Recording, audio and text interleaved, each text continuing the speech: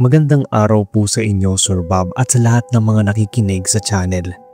Tawagin na lang akong Ella, 30 years old at nagtatrabaho ngayon sa QC. Madalas ko pong pinapainggan ang channel nyo, kaya naman naisipan kong magbahagi rin ng karanasan ko nung nasa Bukidnon ako. May madalas akong tambayan noon sa lugar namin, yung part na malapit sa simbahan. Nangyari to taong 2016 nang minsang magbakasyon ako sa Bukidnon. Nakasama ko yung pinsan kong babae na tawagin nating Mary. Dalawa lang kaming namasyal noon ng gabi dahil medyo maliwanag naman. Hindi ko na lang sasabihin yung eksaktong lugar kung saan. Basta nasa Valencia City po ito kung saan naatira rin kami malapit sa part na to. Bukas ang third eye ng pinsan ko. Nakuha niya ito nang muntika na siyang mamatay dahil sa pagkahulog sa hagdan. Ang sabi niya, simula raw nung magkaroon siya ng near-death experience ay nakakakita na siya ng hindi nakikita ng mga ordinaryong tao. Kaya nga nung kasama ko siya ay panay ang tanong ko kung may nakikita ba siya sa kinaroroonan namin. Mahalata din kung may nakikita siya dahil bigla na lang siyang matitigilan. Naging usap-usapan sa lugar namin simula nang may sinaniban sa part na yon na medyo mariit nga yung lugar kung saan yung paborito kong tambayan. Dahil na rin sa mga naglalakihang puno ng nara at mangga. Kahit medyo creepy na yung lugar, ay patuloy pa rin kaming namamasyal doon. Maganda kasi. Mag-aalas 9 na siguro noon ay naatambay pa rin kaming dalawa ni Mary. Nawili kami sa kakakwentuhan dahil ilang taon din bago ako muling nagbakasyon. Bumili lang kami ng makukutkot at kanya-kanya ng kwento ng tungkol sa buhay. Kinakausap ko si Mary noon nang hindi na siya nakasagot sa akin. Nang iangat ko ang tingin ko ay nakita kong nakatitig siya sa isang direksyon lang, doon sa may puno ng nara. Magtatanong sana ako nang bigla niya akong pinatahimik. May nakatingin daw sa amin na isang babae. Mukha raw yung galit. Mukhang ayaw daw noon na may tumatambay pa ng ganoong oras. Akala ko nung una ay ordinaryong babae o tao yung tinutukoy niya. Kaya wala talaga akong nakita kasi hindi naman pala. Lalo na nang sabihin niya na bigla daw yung nawala. Pero binawi daw niya at sinabi niyang andoon pala at lumipat sa kabilang puno. Natatawa pa ako noon dahil para lang siyang nagkukwento ng ghost stories. Feeling ko nga nung time na yon ay pinagtitripan lang niya ako. Pero ganoon na lang yung kilabot ko nang biglang humangin at lumamig yung lugar. Nakita kong napapikit si Mary. Tinanong ko siya kung anong nangyari at kung bakit siya napapikit. Hindi agad siya nakasagot at napansin kong napadiin siya ng pagkakapikit. Sinabihan ko namang huwag manakot dahil gabi na. Niyaya ko na lang siyang umuwi. Kaso lang ay hindi siya gumagalaw. Hindi rin siya dumidilat at nakita kong nanginginig yung mga kamay niya. Naramdaman ko na lang noon na parang may sumagi sa balikat ko. Wala namang ibang tao malapit. Napamura na lang ako at nagtaasan ng mga balahibo ko. Napatingin ako kay Mary at hindi pa rin siya gumagalaw o dumidilat. Sinisiko ko na nga siya noon at niyayang umuwi na dahil parang nanlalaki na yung ulo ko sa kilabot. Maya-maya noon ay dumilat na siya at tinanong ako kung naramdaman ko rin daw ba yon. Ang tinutukoy niya ay yung malamig na presensyang parang dumaan sa tabi namin. Kinilabutan akong tumango noon at hinina na siya para makauwi na kami. Pero andoon naman na daw yung babae sa puno ng mangga kung saan madadaanan namin ito. Medyo malayo pa kami doon kaya sinabi kong umiwas na kami ng madadaanan. Sino ba naman kasing hindi mangingilabot sa sinasabi ni Mary para kaming sinusundan ng isang white lady. Kahit na hindi ko yun nakikita ay may naramdaman akong kilabot. Lalo na nang makita ko yung reaksyon ni Mary. Kahit sanay na siyang makakita ay kinikilabutan pa rin siya. Nagmamadali na nung maglakad si Mary at sinabihan niya akong bilisan na namin. Hindi na lang daw yung babae ang nakikita niya doon, kundi may iba na rin daw na gumagalang mga multo. Mag-aalas 10 na noon at wala na gaanong tao sa kalsada at sa labas ng mga bahay. Ayoko naman din makabulabog pa kami dahil baka magpakita yung multo sa akin. Talagang sisigaw ako ng malakas. Habang mabilis kami naglalakad ay may narinig kaming parang tumatakbo sa likuran namin. Pero sa tuwing lumilingon kami ay wala namang tao. Hinila na ako ni Mary at lakad takbo na yung ginawa namin. Nang maarating kami ng bahay ay agad siyang nag-lock ng pinto. Lagot daw at baka nasundan kami. Nagulat ako nang biglang nagsusuka si Mary. Sumakit daw bigla yung ulo niya. Bigla rin siyang napaupo dahil nangatog yung mga tuhod. Nang sapuin ni tita, yung mama niya, yung kanyang noo, ay inaapoy daw ito ng lagnat. Doon ako natulog sa kanila. Sinamahan ko siya sa kwarto. Nagising ako noon nang marinig ko na parang may tinataboy siya. Nagpailaw ako ng phone at nakita ko na apikit siyang nasasalita. Nang sapuin ko yung noo niya ay mainit pa rin kahit naman uminom siya ng gamot bago matulog. Sinabi ko kay tita na may nakita si Mary sa park at mukhang sinundan kami noon. Nang marinig yun ni tita ay dali-dali siya nagsindi ng insenso at nagdasal. Ganoon daw pag may nakikita si Mary na elemento o multo. Nagkakasakit ito. Pero sanay naman daw si tita at alam na niya ang gagawin. Pagkatapos niyang magdasal ay bumaba na rin yung lagnat ni Mary.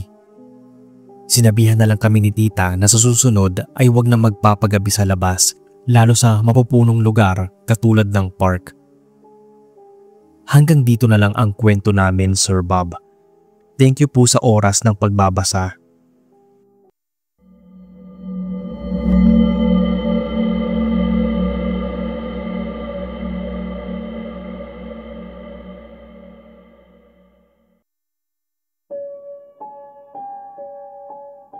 Mapagpalang araw sa inyo, Boss Bob.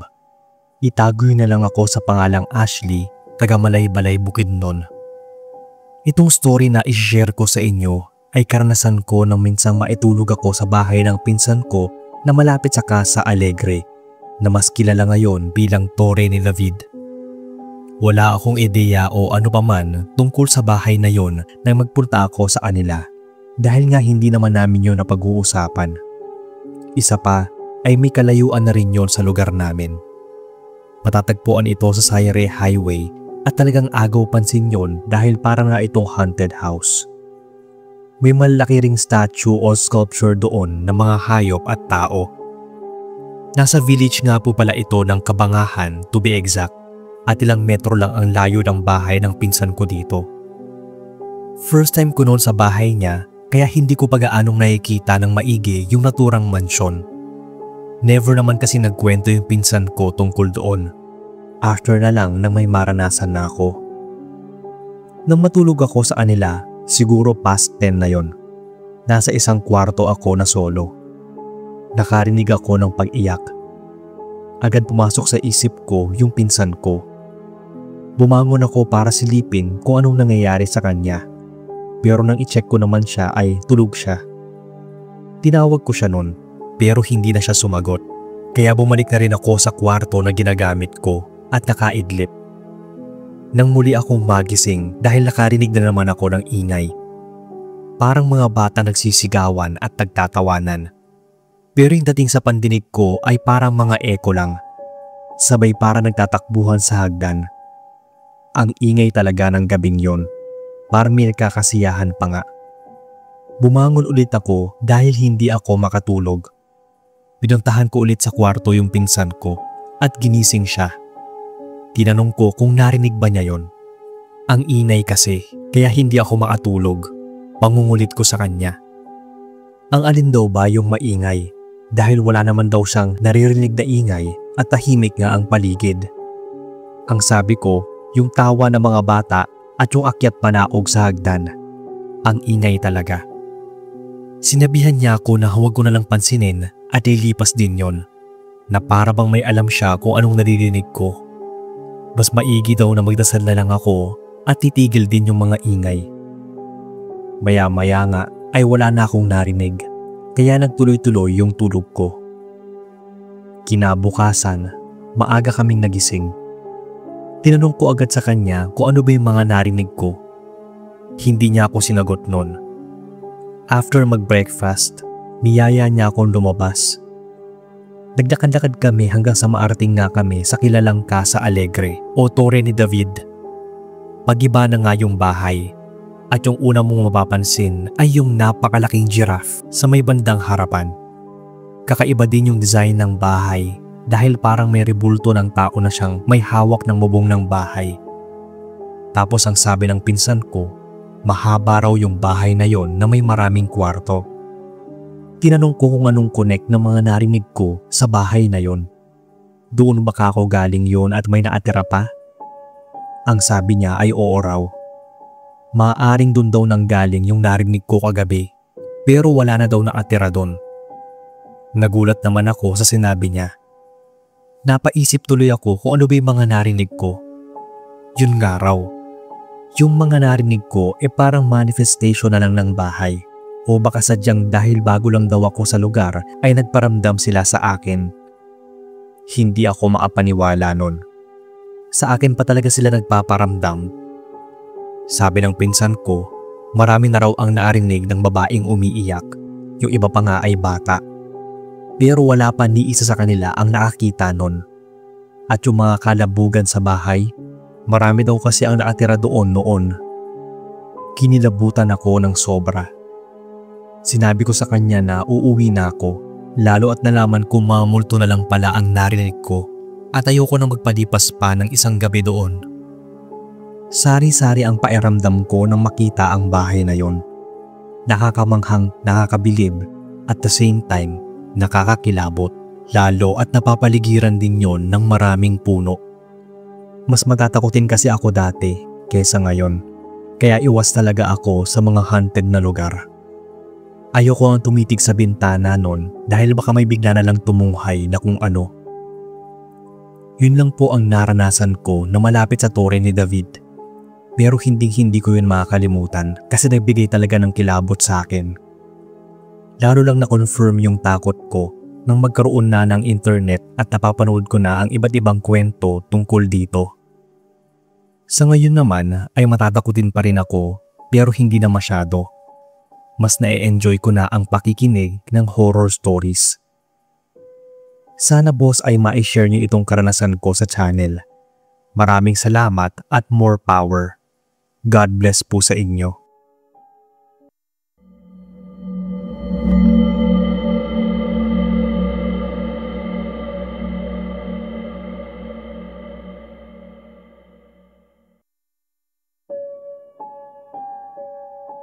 Hello sa inyo Kuya Bob at sa lahat ng listeners. Ako si Myla. Matagal na po akong subscriber at doon ko pa nga gusto magpadala ng kwento sa inyo pero ngayon lang nagka-oras para magsulat. Naatira po kami noon ng pamilya ko sa maliit na baryo dito sa Bukidnon. Nangyari itong karanasan ko nung nasa high school pa lang. Merong lumang palengke dito na ginawa na lang talipapa at bintahan ng mga gulay at isda. Hindi naman yun gaanong kalakihan. Ang sabi nila ay medyo nakakatakot daw doon maglagi paggabi dahil parang may nakatingin daw sayo. May nagkasakit din daw doon na isang tindero nang umihi siya sa likod na bahagi ng palengke. Tinubuan daw ng mga pantal at malaking rashes. Ang sabi nila ay kagagawan daw ng duwende. Bihira lang kasing gamitin yon. Kapag may mga tirang paninda o yung tinatamad ng pumunta sa malaking palengke para magbenta ay doon na lang nila nilalatag. Pero pinagbawalan na yon ng nakabili kaya medyo naabando na talaga ng ilang buwan. Nabili daw yon ng isang mayamang politiko na naatira din sa bayan. Balak daw tayuan ng grocery store o mini mall. Pero hindi yon matuloy-tuloy. May naapagkwento daw noon kina tatay na habang naglilibot daw doon yung asawa ng politikong yon ay nahimatay ito. Ang sabi nito ay may humawak daw sa kanya o parang may sumagi pero hindi naman nakita kung sino. Pagkatapos daw noon ay para daw siyang hinampas ng malakas na hangin at nawala ng malay.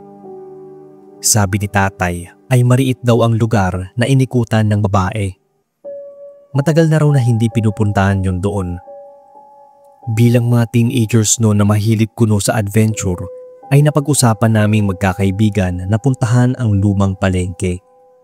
May nakaharang na doon ng mga kahoy. Hindi kami pwedeng pumunta doon ng maliwanag pa dahil masisita talaga kami. Kaya pinasya namin na gabi magpunta doon. Nasa 6 yata kami nagpunta na nagtapang-tapangan. May kasama kaming 2 lalaking kaklase din namin. Ang balak lang namin ay tingnan kung totoong nakakatakot ka doon kung gabi.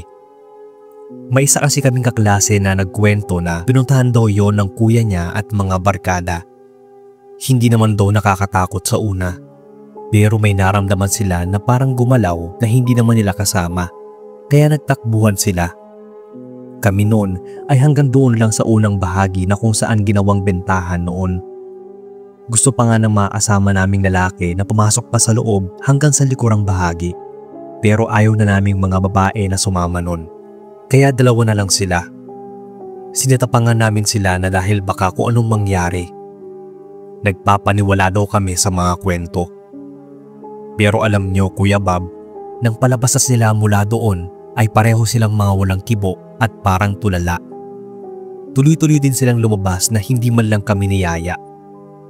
Pagdating sa labas ay doon pa lang sila nagbitaw ng paghinga. Doon na rin nila naikwento na habang nasa may likurang bahagi sila ng lumang palengke, may narinig silang may hinang pagtawa at biglang nagtakbuhan. Sunod ay may nakita silang mga mapapulang mata na nasa madilim na bahagi na parabang anino lang. Doon daw sila dahan-dahang lumabas at di nagsalita sa takot na sundan sila. Pero pareho din silang nagkasakit nun. Dinala sila sa manggagamot at nabati raw sila ng duwende, sabi. Simula nun ay hindi na kami lumapit pa sa lumang palengke. Nakatenga pa rin daw yon sa bakanting lote hanggang ngayon at hindi magawa-gawa dahil may kung ano-anong nangyayari na hindi nila maipaliwanag. Ang alam ko ay iba na ang may-ari ng lupa dahil binenta ng nasabing politiko. Mahigit 20 years na rin nang mangyari to at hindi ko pa napupuntahan yung lugar na yon mula nang makalipat kami sa ibang bayan. Ito lang muna ang kwento ko Kuya Bob.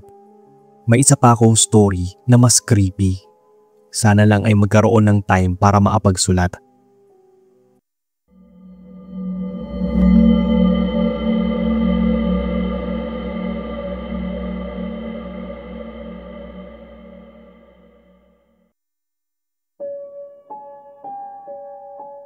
Magandang araw sa inyo Sir Bob at sa lahat.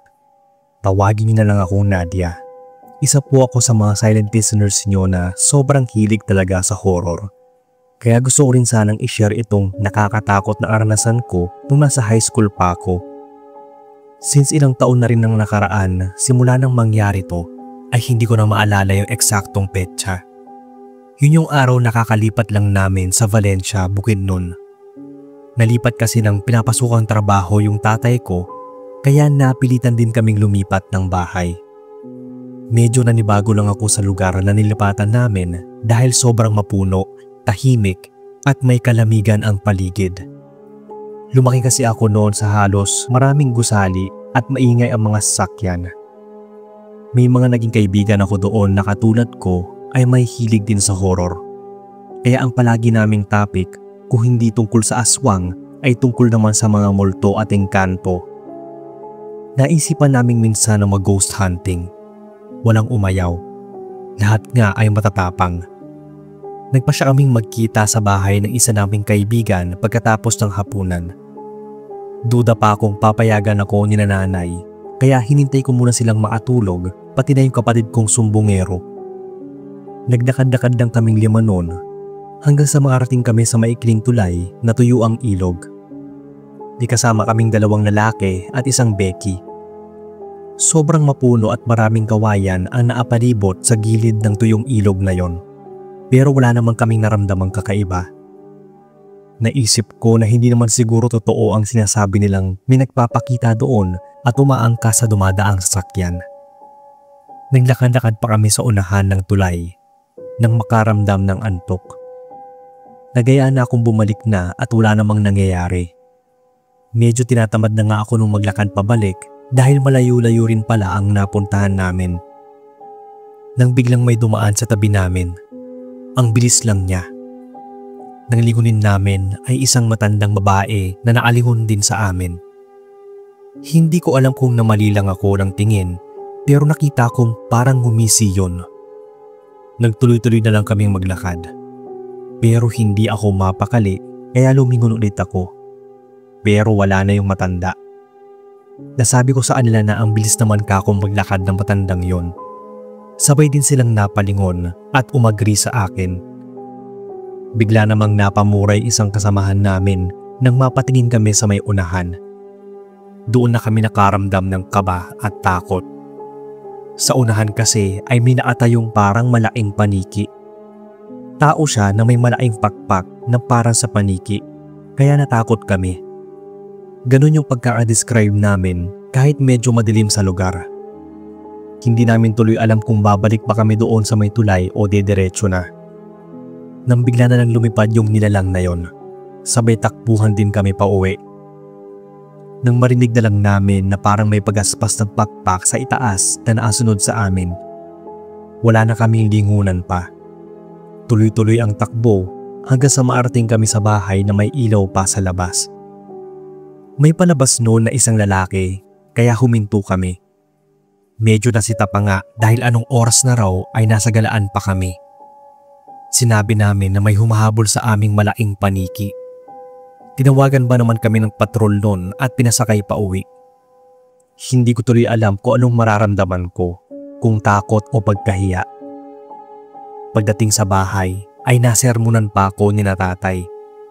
Sa susunod daw nagagala kami ay baka dagitin na kami ng nakita naming aswang. Alam nyo ba na kinabukasan nun, may nakita akong matanda na parang nagmamasid sa bahay namin. Sabi din ng mga kaibigan ko ay may nakita silang ganoon. Sa isip ko ay pamilyar yon. Ganun na ganun kasi yung nakasalubong naming matanda. Yung parang kuba at nanilisik ang mga mata. Mga ilang araw din na parang palibot-libot yung matanda sa bahay naming mga magkakaibigan. Pero kalaunan ay natigil naman na yon. Siguro kasi ay natigil na kami sa mga horror adventures namin sa gabi at umuuwi na ng maaga tuwing nasa labas.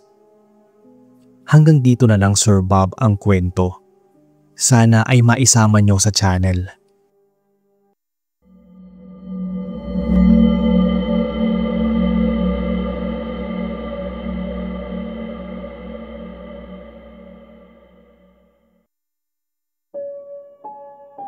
Magandang araw po sa lahat, lalo sa inyo Sir Bob. Masaya po akong ibahagi tong karanasan ko at ang kasama kong nag-take noon ng exam. Tawagin na lang akong Lily. Naikwento ko na sa mga kapatid ko at mga pinsan na isesend ko sa inyo, kaya aabangan daw nila. Isa ito sa nakakatakot naming karanasan ng mga kaibigan ko nang minsan kaming mag-check-in sa isang hotel sa Bukidnon. Kukuha kasi kami ng entrance exam sa college. Sa susunod na araw pa yun gaganapin, kaya nagstay muna kami sa hotel para maapag-review bago ang araw ng exam.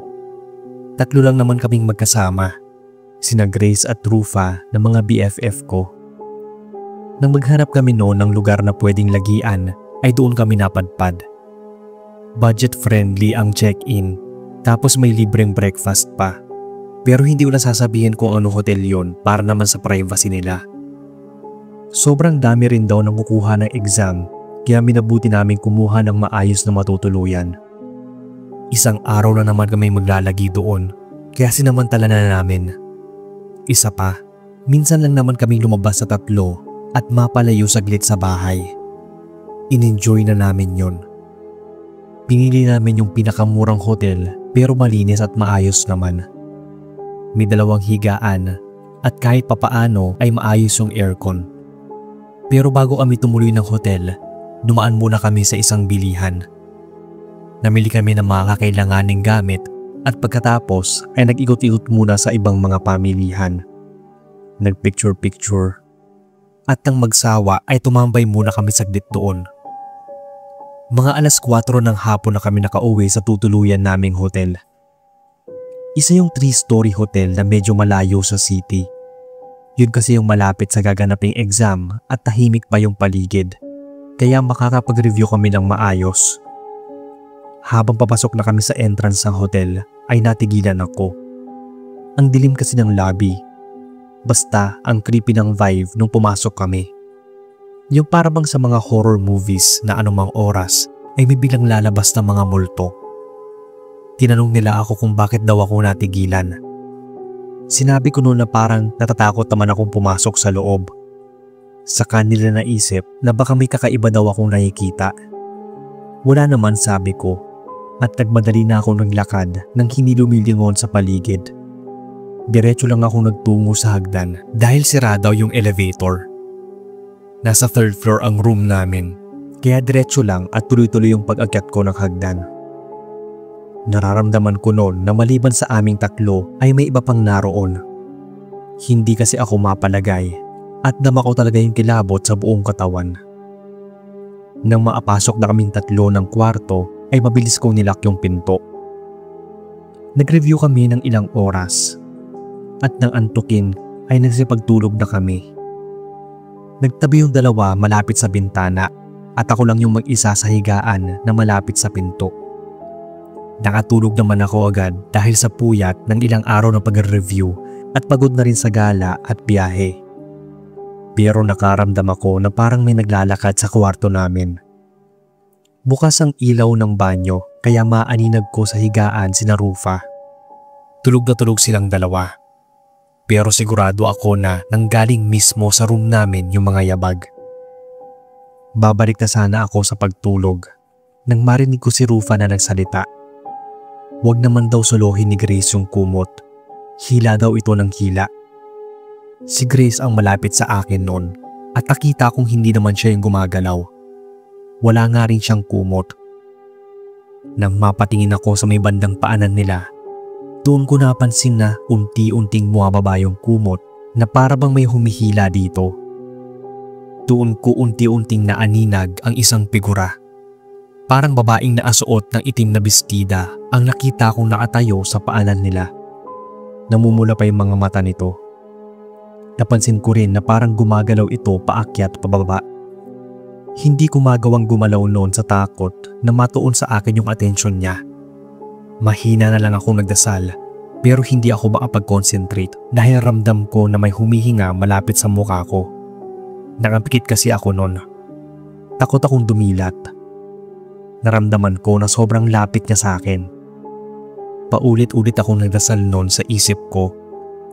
Nang maramdaman kong wala nang humihinga sa mukha ko, ay mabilis ako nagtalukbong ng kumot. Kinabukasan ay nagkwento si Grace. Bumangon daw siya para umihi. Nung una ay hindi niya napansin.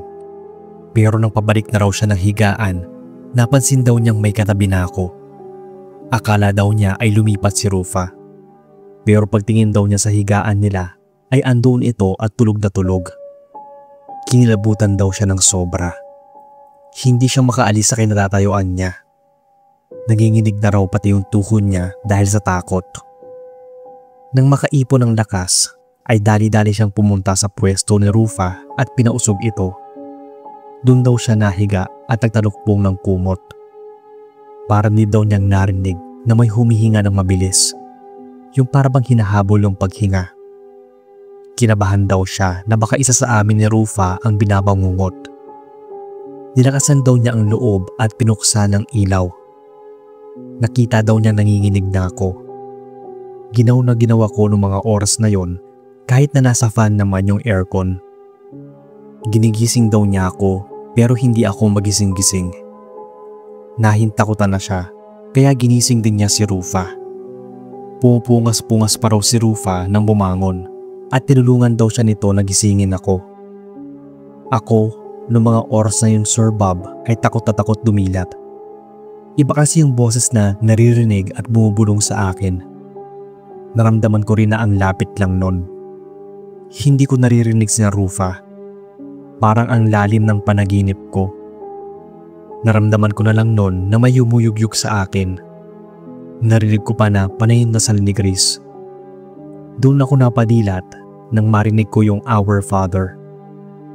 Pagdilat ko, andoon silang dalawa sa higaan ko, nag-aalala dahil binabangungot daw ako. Hindi pa nagliliwanag noon ay lumabas na kami ng hotel at naghanap ng bukas sa convenience store. Doon na kami nagpalipas ng oras hanggang sa mag-umaga. Saka kami bumiyahe patungo sa National High School na pagdadausan ng exam. Grabe yung naranasan naming takot nun. Nung panahon pa talaga kung kailan kami mag-e-exam. Wala talagang pinipili ang pagpaparamdam. Hanggang nasa ngayon, kapag nakikita-kita kami ng mga kaibigan ko, ay napag-uusapan namin yung nangyari sa amin. Hindi nga makapaniwala si Rufa noon na tulog kahit na minumulto na pala kami. Pero mabuti na rin daw at hindi siya nakakita o nakaramdam noon dahil baka magkagulo kami sa loob ng room namin. Ito lang po ang kwento, Sir Bob. Sana ay manarate ninyo at ma-feature sa channel.